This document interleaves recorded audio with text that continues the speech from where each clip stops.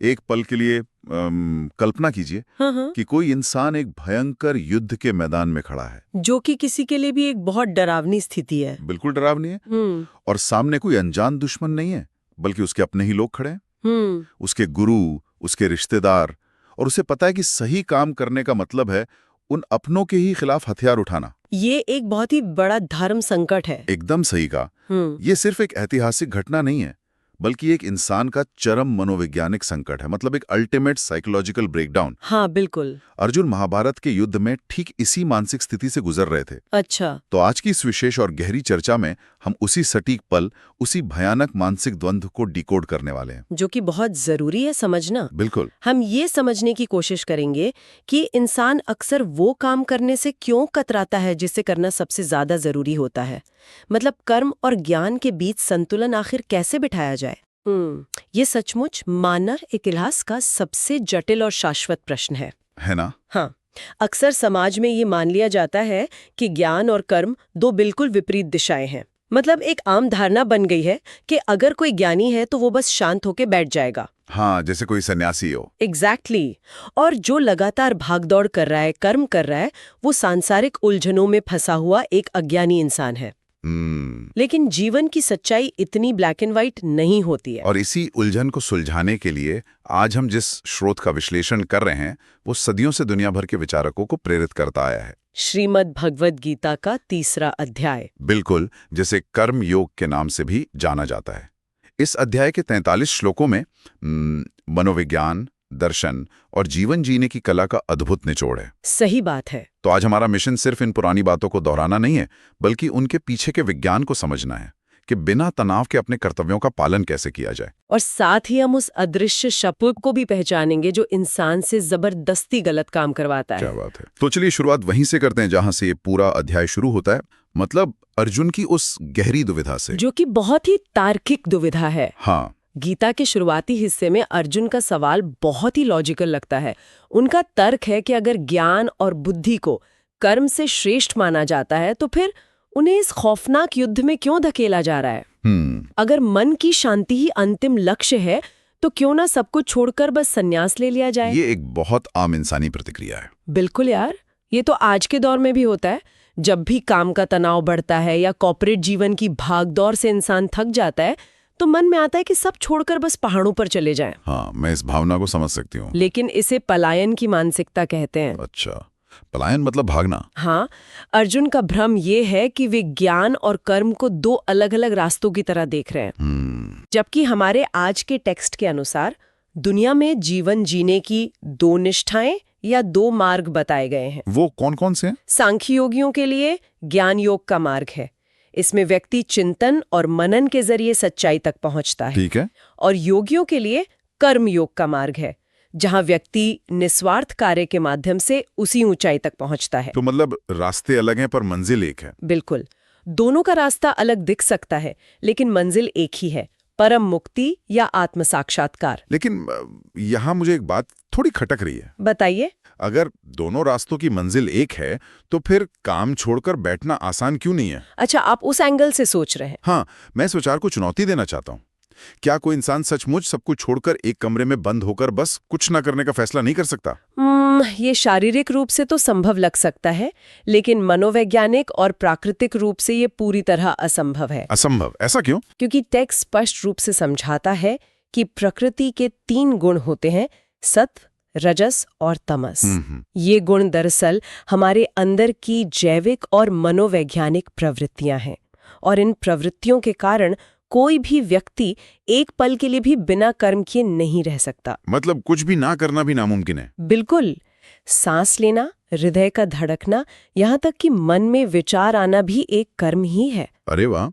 तो मतलब अगर कोई व्यक्ति बाहरी दुनिया से पूरी तरह कटकर अपनी आंखें बंद करके जंगल में बैठ जाए और ध्यान लगाने का नाटक करे तो वो भी एक कर्म ही कर रहा है। एकदम सही समझे आप। मान लीजिए वो बाहर से बिल्कुल शांत दिख रहा है, लेकिन उसका दिमाग इस बात पर अटका है कि उसे भूख लग रही है। हाँ, या किसी बात पर गुस्सा आ रहा है। एग्जैक्टली।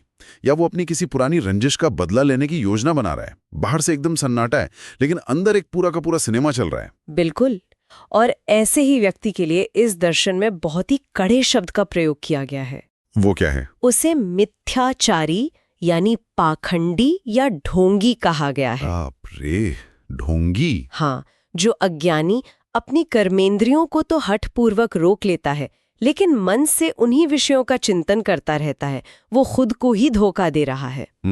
इसके विपरीत श्रेष्ठता की परिभाषा ये दी गई है कि इंसान अपने मन से इंद्रियों को वश में करे और बिना किसी आसक्ति के निष्काम भाव से कर्म करे। मतलब बाहरी दिखावा या बाहरी त्याग कोई मायने नहीं रखता, असली चीज है आंतरिक अनासक्ति। बिल्कुल सही। लेकिन अगर ये बात सच है कि प्रकृति हमसे हर हाल में कर्म करवाएगी ही, तो ये एक बहुत ही डरावनी स्थिति पैदा कर देती है। वो कैसे? एक तरह से हम तो एक कॉस्मिक हैमस्टर व्हील में फंस गए हैं ना।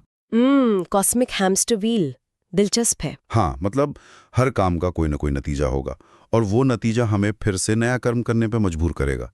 हम तो बस गोल गोल घूम रहे हैं। हाँ, ये कर्म का बंधन है। तो अगर हम एक्शन लेने के लिए शापित ही हैं, तो फिर इस जाल से आजादी का कोई रास्ता है भी या नहीं? ये एक बहुत ही शानदार सवाल है और यहीं से इन श्लोकों का एक बहुत ही गहरा सिद्धांत सामने आता है। कौन सा सिद्धांत? यज्ञ का सिद्धांत। इसमें स्पष्ट किया गया है कि जो कर्म यज्ञ की भावना से किए जाते हैं, केवल वे ही मुक्त करते हैं। उनके अलावा किए गए सारे कर्म इंसान को बांधते हैं। अच्छा।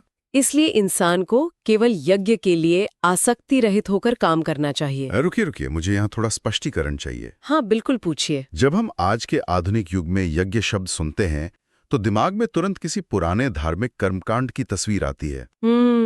आग, आहुति और मंत्र। हाँ, एग्जैक्टली। तो क्या ये दर्शन ये कह रहा है कि हम दिन भर बैठकर बस आग में आहुतियां देते रहें? ये तो आज की दुनिया में बिल्कुल भी व्यवहारिक नहीं लगता। नहीं।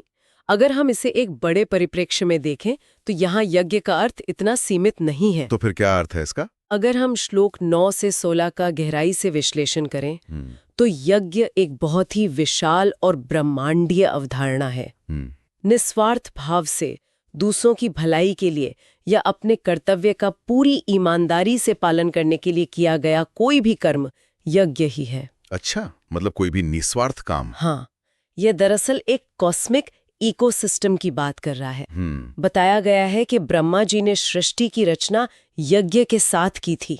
इस इकोसिस्टम वाले विचार को थोड़ा और खोलते हैं। ये काम कैसे करता है? ये एक अटूट चक्र है। देखिए, सभी जीवित प्राणी अन्न से पैदा होते हैं।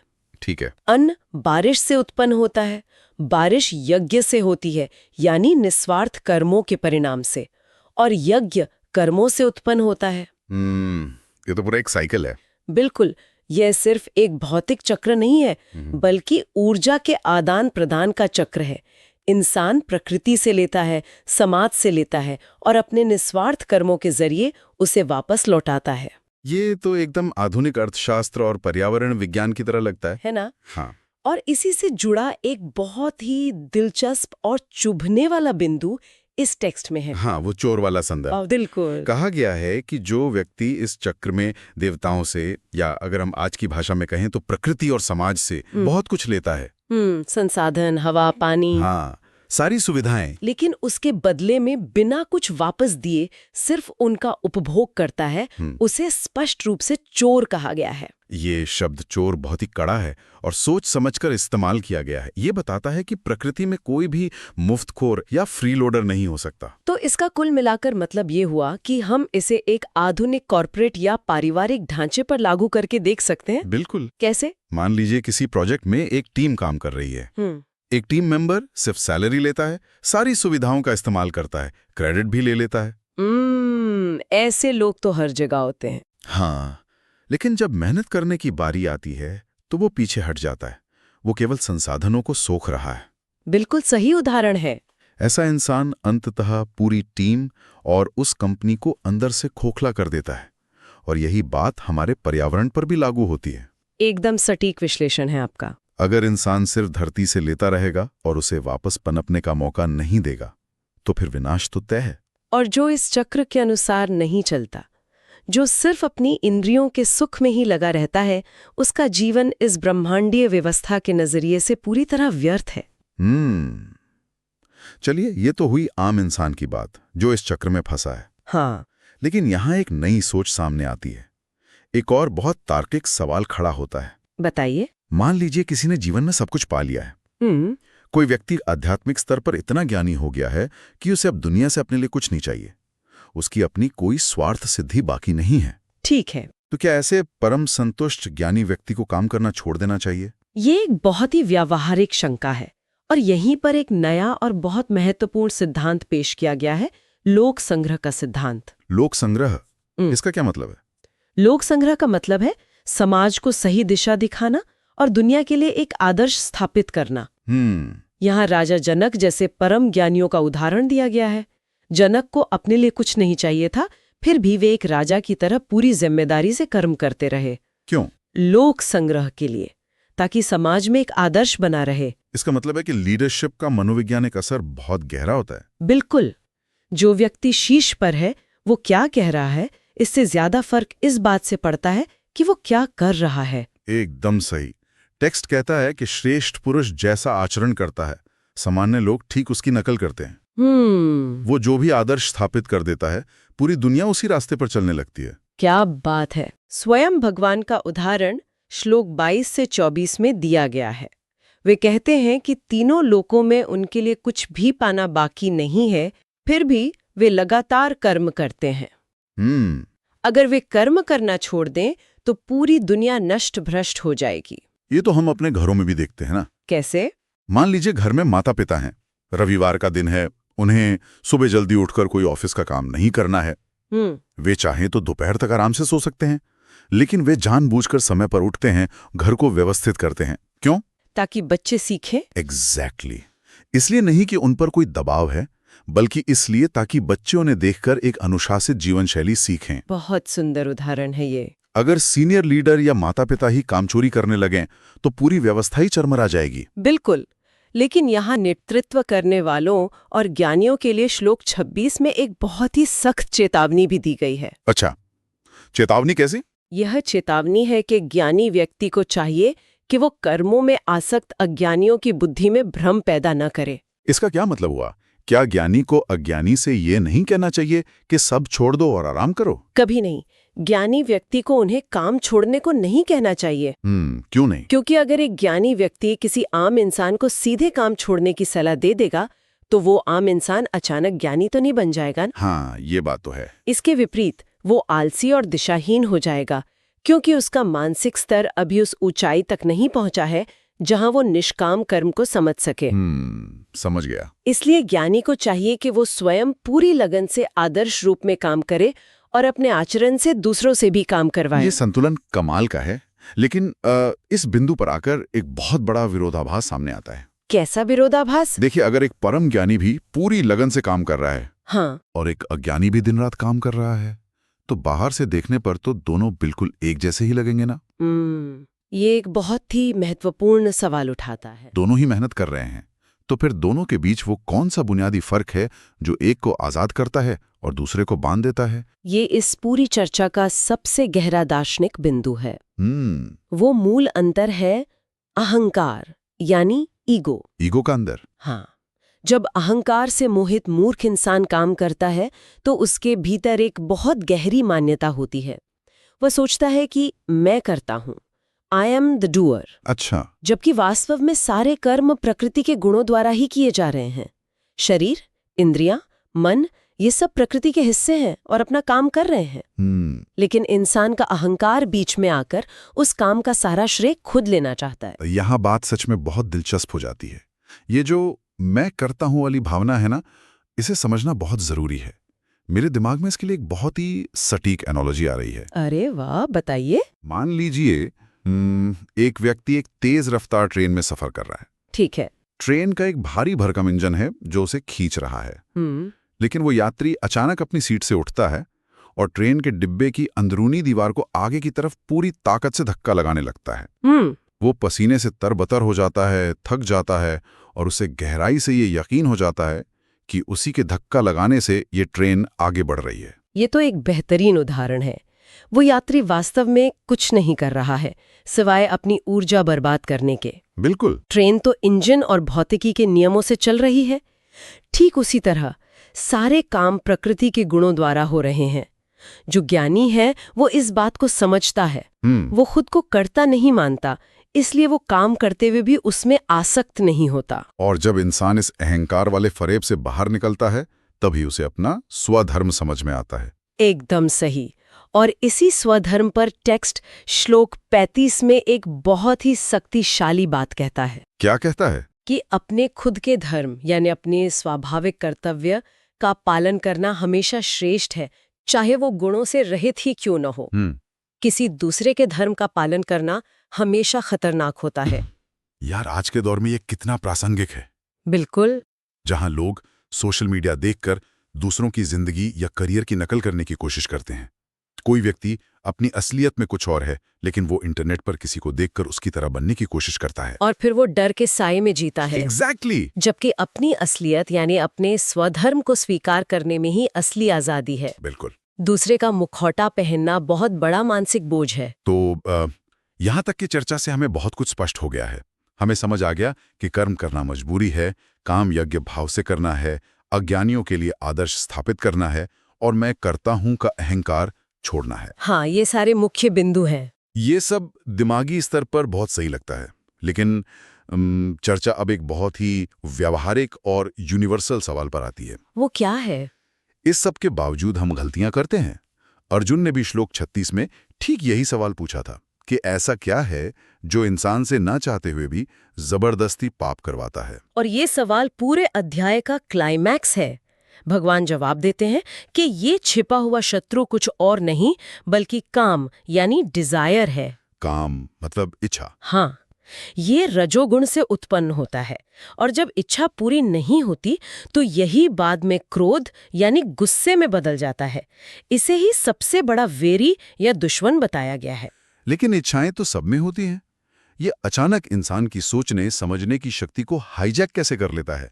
इसे समझाने के लिए श्लोक 38 में 3 बहुत ही सुंदर रूपकों का इस्तेमाल किया गया है। कौन से रूपक? पहला, जैसे धुएं से आग छिप जाती है। दूसरा, जैसे मैल या धूल से शीशा छिप जाता है।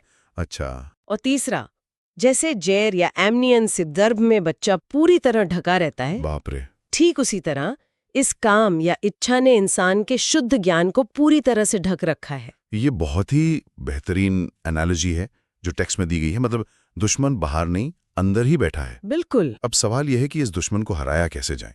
क्या जीत की कोई रणनीति दी गई है? हाँ, इसे हराने के लिए श्लोक 42 में एक स्पष्ट संरचना या हायरार्की ऑफ कंट्रोल दी गई है। वो हायरार्की क्या है?